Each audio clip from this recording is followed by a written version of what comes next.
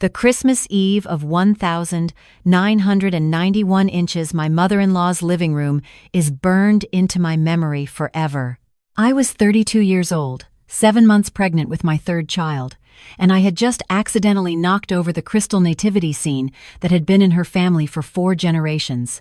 But let me take you back to the beginning, because you need to understand how I ended up in that house, married to that man, with his mother watching my every move like a hawk circling its prey. I met my husband Thomas at a company picnic in Denver, Colorado, in the summer of 1985.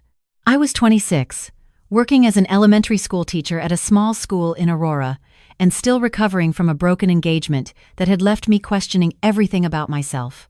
Thomas was 34, a regional sales manager for a pharmaceutical company, and he seemed like God's answer to my prayers. He was charming, successful, and had this way of making me feel like I was the only woman in the world. When he asked for my number that afternoon, I thought my luck had finally changed. Our courtship felt like something out of a romance novel. Thomas sent flowers to my classroom every Friday. He took me to fancy restaurants I could never afford on a teacher's salary. He met my parents and won them over completely with his polished manners and easy smile. My father, a retired factory worker who had always worried about my future, shook Thomas's hand and told me I had found myself a good man. My mother cried happy tears at our engagement party. Everyone said I was so lucky to have found him. What nobody told me, what I couldn't have known then, was that I had only seen the mask. The real Thomas was waiting behind it, patient as a spider. We got married in June of 1986 at a beautiful church in downtown Denver. It was supposed to be a small ceremony, just family and close friends, but Thomas's mother, Vivian, had other ideas. She insisted on inviting over 200 guests, most of whom I had never met. She chose the flowers, the music, the menu, even the style of my wedding dress. When I tried to voice my preferences, Thomas would put his arm around me and say, "Mother has such wonderful taste, sweetheart. Let her handle the details. That's what makes her happy." So I let her handle the details. I let her plan my wedding. I let her choose the house we moved into, a large colonial just 4 houses down from her own home. I let her have a key, which she used to let herself in whenever she pleased. I let her rearrange my kitchen because she said my organization system was inefficient. I let her criticize my cooking, my cleaning, my choice of curtains, my hairstyle. I let her do all of this because Thomas asked me to, and because I loved him, and because I was so desperate to make this marriage work that I was willing to sacrifice pieces of myself one by one. The first time I saw who Thomas really was happened about 4 months after our wedding. I had invited my best friend from college, Sarah, to visit for the weekend. We had been close for years, and I missed her terribly. Thomas had seemed fine with the idea when I first mentioned it, but on the day Sarah was supposed to arrive, he came home from work early with a dark expression on his face. "Cancel it," he said, not even looking at me as he loosened his tie. I was confused. "Cancel what?" "Your friend's visit. Call her and tell her something came up." "But Thomas, she's already on her way. She's probably halfway here by now. I can't just—" He turned to face me then, and I saw something in his eyes that made my blood run cold. It was like looking at a stranger. I said, "Cancel it. I've had a difficult week, and I don't want some chattering woman in my house all weekend. Call her. Now." I tried to reason with him. I tried to explain that Sarah had taken time off work, that she had already bought her plane ticket, that I hadn't seen her in over a year. But Thomas wasn't interested in reasons. He picked up the phone, thrust it into my hands, and stood there watching while I made the most humiliating call of my life.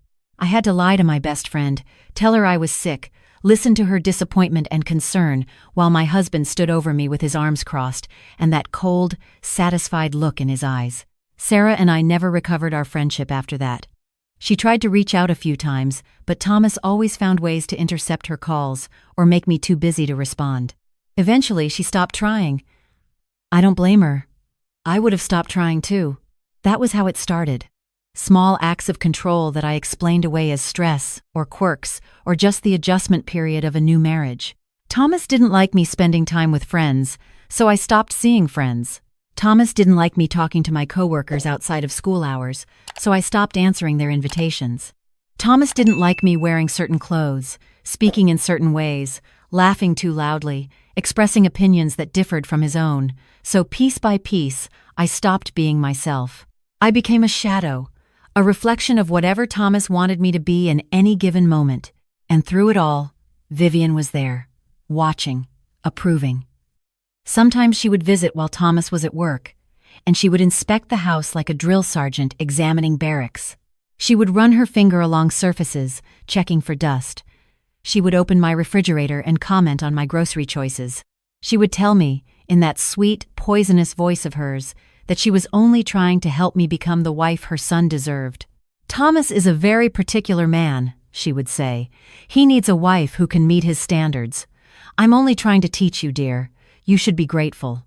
I tried talking to Thomas about his mother's behavior once. Just once. He looked at me like I had suggested something obscene. "My mother is a saint," he said. "She's given up so much to help us. The least you can do is appreciate her efforts instead of complaining like an ungrateful child." I never brought it up again. My daughter Emma was born in the spring of 1988. She was beautiful, with Thomas's dark hair and my mother's green eyes, and from the moment I held her, I knew I would do anything to protect her. I thought, naively, that becoming parents would change things, that Thomas would soften, that Vivian would finally accept me as part of the family now that I had given them a grandchild. I was wrong. Thomas resented Emma from the beginning. He resented the attention I gave her, the time I spent feeding her and changing her and rocking her to sleep. He resented the crying, the mess, the disruption to his perfectly ordered life. "I didn't sign up for this chaos," he would say. "Control your child, Linda. That's your job." Vivian was even worse. She criticized everything about how I cared for Emma. I was holding her wrong, feeding her wrong, dressing her wrong. "In my day, babies slept through the night by 2 months," she would say. "You're spoiling her. You're creating a monster." My son Daniel was born in 1989, and my second daughter, the one I was carrying that Christmas Eve, would be born in early 1992. 3 children in 6 years, each one making Thomas more resentful and Vivian more intrusive. By the time I was pregnant with my third, I was barely recognizable as the hopeful young teacher who had given her number to a charming man at a company picnic. The first time Thomas hit me was 2 weeks after Daniel was born. Emma was throwing a tantrum because she wanted attention, the baby was crying for a feeding, and I hadn't had time to prepare dinner. When Thomas walked through the door to a house full of noise and chaos, and no food on the table, something in him snapped. He crossed the room in 3 quick strides, grabbed me by the shoulders, and shoved me against the wall so hard that my head bounced off the plaster. "What is wrong with you?" he hissed, his face inches from mine. "I work all day to provide for this family, and I come home to this? You're pathetic. You can't even manage a simple household." Then he let me go, stepped back, and straightened his tie like nothing had happened. "I'm going to my mother's for dinner," he said calmly. "Don't wait up." I stood there for a long time after he left, my back against the wall, my children crying around me, trying to understand what had just happened. I told myself it was an isolated incident. I told myself he was stressed. I told myself it wouldn't happen again. But it did happen again. And again. And again. The violence escalated slowly, like a pot of water gradually reaching a boil.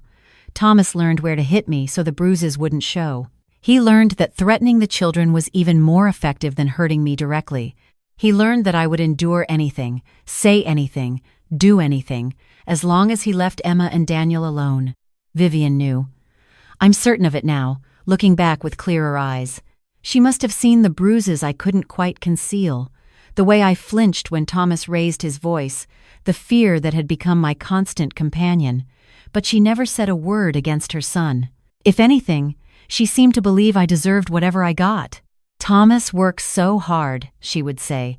"The least you can do is keep him happy. A good wife knows how to manage her husband's moods." By the fall of 1991, I discovered I was pregnant again. I hadn't planned it. Thomas and I barely had any intimacy anymore, just occasional encounters that left me feeling hollow and ashamed. But the test was positive, and I had to tell him. To my surprise, Thomas was pleased. He had been wanting another child, he said. Maybe this one would be a son who could carry on the family name properly. since Daniel was turning out to be such a disappointment. He was 3 years old. He was a toddler. But to Thomas, he was already a disappointment because he cried too much and didn't like playing with balls. Thomas's good mood lasted until my second trimester. Then the pressure of another baby coming, the financial stress of a growing family, the demands of his job, all of it seemed to fuel his rage. And Vivian was around constantly, having decided that I clearly couldn't be trusted to take care of myself while pregnant. Which brings me back to that Christmas Eve in 1991. Vivian had insisted on hosting Christmas dinner at her house that year. She said it would be easier since I was pregnant and shouldn't be on my feet too much. But what she really meant was that she wanted complete control over every aspect of the holiday. She gave me a list of tasks to complete before I arrived. Bring specific dishes prepared exactly to her specifications. Dress the children in outfits she had chosen. Arrive at precisely 4 p.m., not a minute earlier or later. I spent the entire day before Christmas Eve, cooking and cleaning and preparing, all while managing a rambunctious 3-year-old, a demanding 5-year-old, and the exhaustion of being 7 months pregnant. Thomas didn't help. He sat in his recliner watching football, occasionally glancing up to criticize something I was doing wrong. When we arrived at Vivian's house on Christmas Eve, she inspected everything I had brought like a customs officer examining suspicious cargo. The green bean casserole wasn't creamy enough. The dinner rolls were slightly overdone. Emma's dress had a small stain that I had somehow missed. Each criticism was delivered with a smile, but her eyes were cold and hard. The crystal nativity scene was Vivian's most prized possession. It had been handcrafted in Austria in the 1890s, passed down through 4 generations of her family, and it occupied the place of honor on her mantelpiece every Christmas. She had already warned me twice that day to keep the children away from it. As if I could control a 3-year-old and a 5-year-old in a house full of breakable things, while also helping prepare dinner and managing my own exhaustion. It happened so fast. Daniel had escaped from the living room where Thomas was supposed to be watching him. He came running into the dining room where I was setting the table, and I turned quickly to catch him before he could knock into anything. My elbow caught the edge of the mantelpiece. I watched in horror as the crystal nativity scene wobbled, tipped, and crashed to the hardwood floor, shattering into 1,000 glittering pieces. The sound it made was like an explosion in the silent house. Vivian came running from the kitchen. When she saw the broken crystal scattered across her floor, she let out a scream that I can still hear in my nightmares. "No! No! No! No! My grandmother's nativity! My great-grandmother's nativity!" She turned to me, and I have never seen such hatred in another human being's eyes. "You clumsy, worthless woman!" she shrieked. "That was irreplaceable. 4 generations of my family, and you destroyed it in one careless moment. I knew you would ruin everything. I told Thomas not to marry you. I told him you were nothing but poor white trash who would never belong in this family." I tried to apologize. I dropped to my knees, 7 months pregnant, trying to gather the broken pieces with my bare hands. "I'm so sorry," I said, tears streaming down my face. "It was an accident. I'm so sorry. Please, I didn't mean to." Thomas appeared in the doorway. His face was red with anger, his hands clenched into fists at his sides. "What did you do?" he demanded. Vivian was sobbing now, dramatic heaving sobs that seemed designed for an audience. She destroyed it. The one thing I asked her to be careful with, and she destroyed it. Just like she destroys everything. Thomas walked toward me slowly. I tried to stand up, but I was off balance, and the broken crystal was all around me, and I was so tired, so scared, so broken down after years of this treatment that I couldn't seem to make my body cooperate. "Please," I whispered. "Thomas, please. It was an accident." He grabbed my arm and yanked me to my feet. His grip was so tight that I cried out in pain. I knew there would be bruises. There were always bruises. "You can't do anything right," he said, his voice low and dangerous. "You're an embarrassment to this family. You've always been an embarrassment." Emma and Daniel were in the living room. I could hear them crying, confused and frightened by all the yelling. My mother's heart was screaming at me to go to them, to comfort them, to protect them from this ugliness. But I couldn't move. Thomas's grip on my arm was like a vice. "Please let me go," I begged. "The children need me. Please, Thomas." But he didn't let me go. Instead, he pulled me closer, so close I could smell the bourbon on his breath, and he said, "My mother has put up with you for 6 years. 6 years of your incompetence, your clumsiness, your complete inability to be the wife I deserve. And this is how you repay her? By destroying her most precious family heirloom?"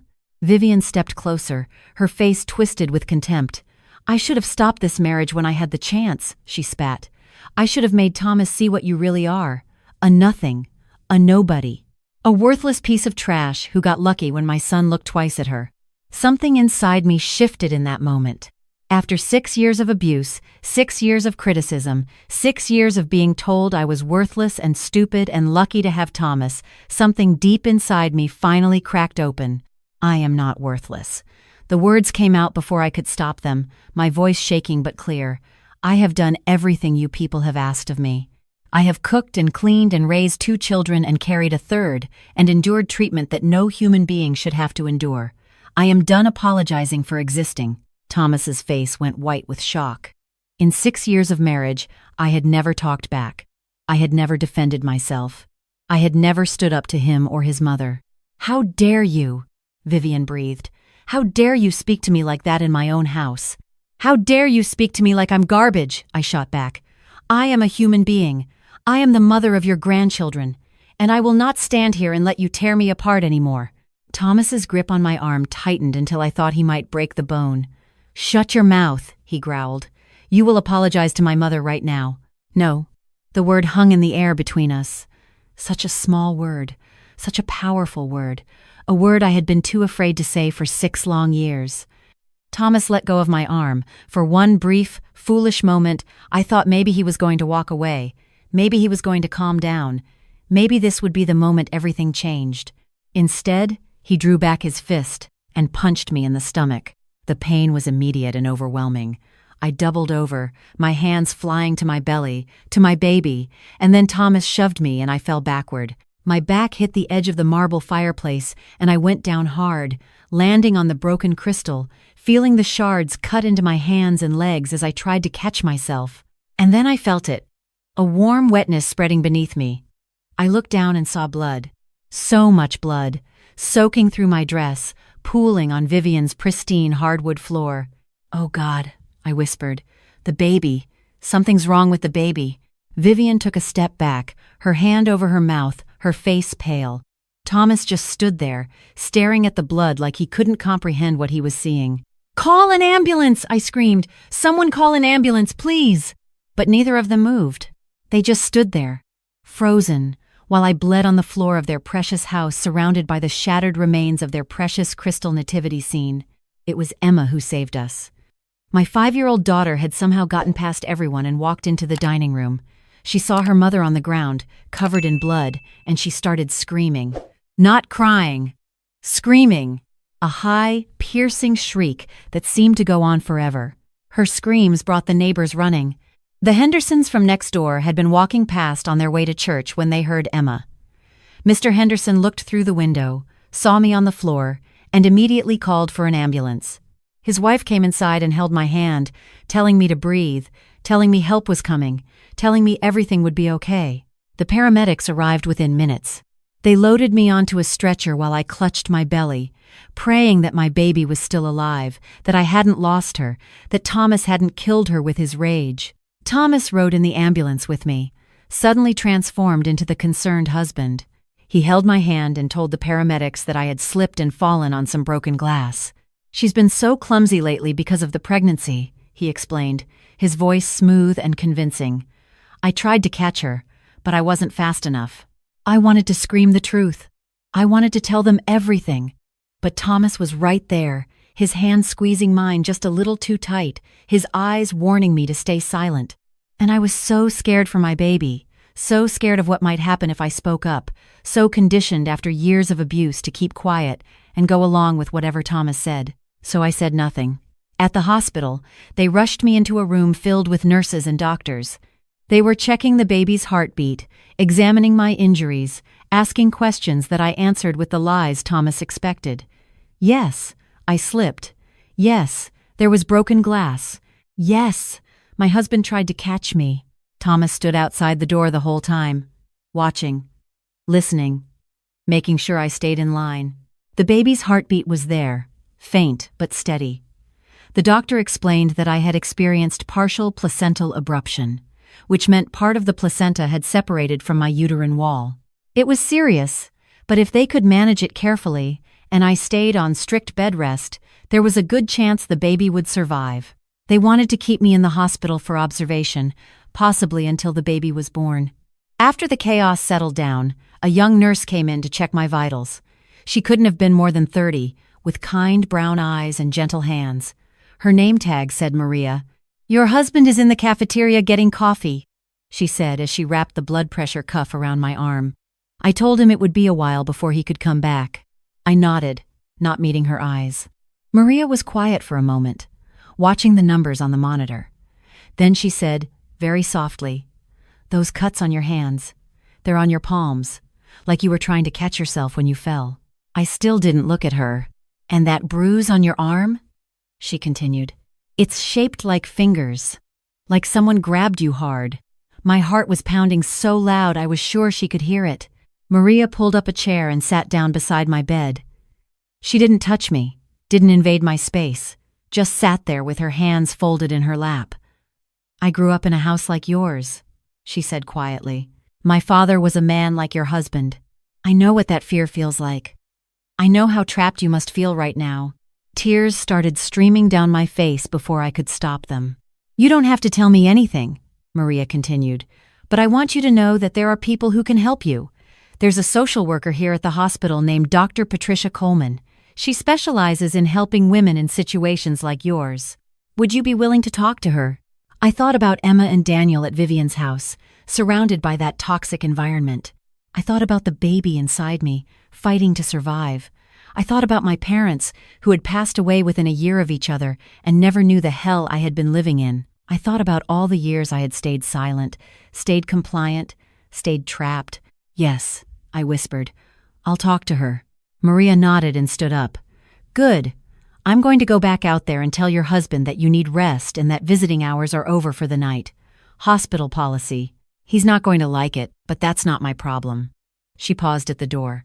"You're not alone anymore, Linda. I know it feels like you are, but you're not." When she left, I buried my face in my pillow and sobbed.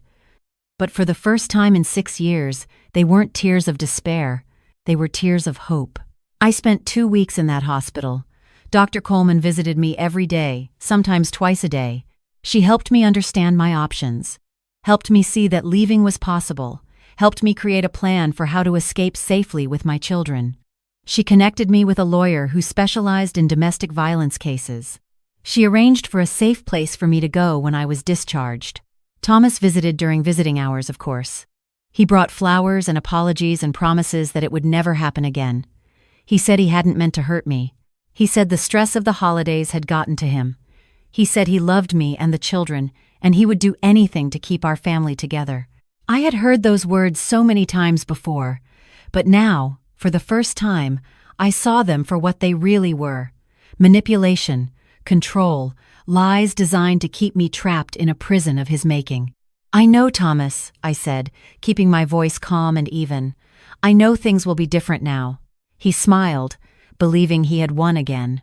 He had no idea that I had already spoken to a lawyer. He had no idea that I had already given a statement to the police documenting 6 years of abuse. He had no idea that the moment I was discharged from that hospital, I would never go back to his house again. On the day I was released, I didn't go home. I went to a women's shelter on the other side of Denver, a place Thomas would never think to look for me. Dr. Coleman had arranged everything. Emma and Daniel were already there, having been picked up from Vivian's house by social services the day after Christmas. My children ran to me the moment they saw me, and I held them so tight I thought I might never let go. The shelter wasn't fancy. Shared bedrooms, communal meals, strict rules about coming and going, but it was safe. For the first time in 6 years, I felt safe. I could breathe without wondering if I was breathing too loudly. I could speak without worrying that my words would trigger violence. I could exist without apologizing for taking up space. My daughter Grace was born in February of 1992, 7 weeks early but healthy. I named her Grace because that's what she represented to me. Grace in the midst of suffering. Grace when I needed it most. Grace that came through the kindness of strangers like Maria and Dr. Coleman, who saw my pain and refused to look away. I filed for divorce the week after Grace was born. I also filed criminal charges against Thomas for assault and battery. The evidence was overwhelming. Medical records documenting years of suspicious injuries. Photographs of bruises that couldn't be explained by accidents. Statements from neighbors who had heard screaming through the walls. Even statements from Emma's kindergarten teacher, who had noticed concerning things in my daughter's behavior and artwork. Thomas denied everything, of course. Vivian supported him completely, calling me a liar and a gold digger and an unfit mother. They hired expensive lawyers and tried to drag my name through the mud. They told everyone who would listen that I was crazy, unstable, making up stories for attention. But the truth has a way of coming out. And there was too much evidence, too many witnesses, too many years of abuse that Thomas hadn't hidden as well as he thought he had. The divorce was finalized in the fall of 1992. I got full custody of all 3 children. Thomas got supervised visitation and mandatory anger management classes. Vivian was forbidden from being present during his visits with the children. When the judge read the ruling, I cried so hard I could barely breathe. Not from sadness, from relief. I wish I could tell you that was the end of the story, that Thomas disappeared from our lives and we all lived happily ever after. But healing isn't that simple. And Thomas wasn't the kind of man who accepted defeat gracefully. He fought for years to get more custody. He spread lies about me in our community. He turned mutual friends against me. He showed up at my workplace, at Emma's school, at Daniel's Little League games, always just within the boundaries of the law, but always making sure I knew he was watching. Vivian was even worse. She made it her personal mission to destroy me. She wrote letters to my employer, accusing me of neglect and instability. She tried to turn the children against me during Thomas's visitation, filling their heads with stories about how their mother had torn the family apart. She even showed up at the shelter once, demanding to see her grandchildren, and had to be escorted away by security. But I didn't break. I didn't give up. I had my children, I had my freedom, and I had something I had lost somewhere along the way: myself. I went back to teaching while working toward a counseling degree at night. I wanted to help other women, other survivors, the way Maria and Dr. Coleman had helped me. It took years of juggling work and school and 3 children, years of barely making ends meet, years of exhaustion and struggle and doubt. But I did it. I got my degree. I became a licensed counselor specializing in domestic violence recovery. Emma grew up to be a fierce, independent woman who takes no nonsense from anyone. She's a family law attorney now, specializing in protecting abuse survivors in custody disputes. She told me once that watching me fight for us made her want to fight for others. That might be the greatest compliment I've ever received. Daniel became a social worker, helping children in abusive homes find safety and healing. He struggled for a long time with anger, with the trauma of what he witnessed as a little boy, but he did the hard work of therapy and growth. He broke the cycle. He's a gentle, loving father to his own children now, and he has never raised his hand in anger.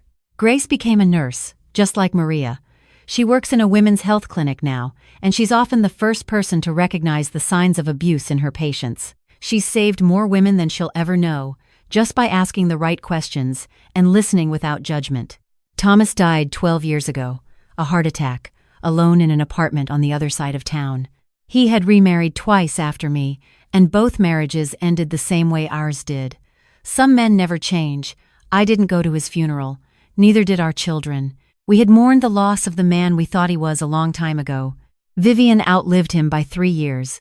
She spent her final years in a nursing home, bitter and lonely, abandoned by the son she had enabled and the grandchildren she had tried to turn against me. I visited her once, near the end. I'm not sure why. Maybe I wanted closure. Maybe I wanted to see if she had any regret. She didn't. She looked at me with those same cold eyes and said, "You ruined my son's life." I didn't argue with her. There was no point. Some people are so committed to their version of reality that nothing can break through. I just stood up, told her I hoped she found peace, and walked out. I never saw her again. I'm 68 years old now. I live in a small house, in a quiet neighborhood, with a garden full of wildflowers and a porch where I drink my coffee every morning. I have 7 grandchildren who think their grandmother is the strongest woman in the world. I have friends who love me, colleagues who respect me, a life that I built with my own 2 hands from the ashes of the one Thomas tried to destroy. If you're listening to this and you're in a situation like I was, I need you to hear me. I know it feels impossible. I know you think you can't leave. I know you're scared and exhausted and so beaten down that you've forgotten what it feels like to be yourself. I know because I was there. I lived it. I survived it. But here's what I need you to understand. You are not trapped. It feels like you are. They want you to believe you are. But there are people who will help you. There are resources available.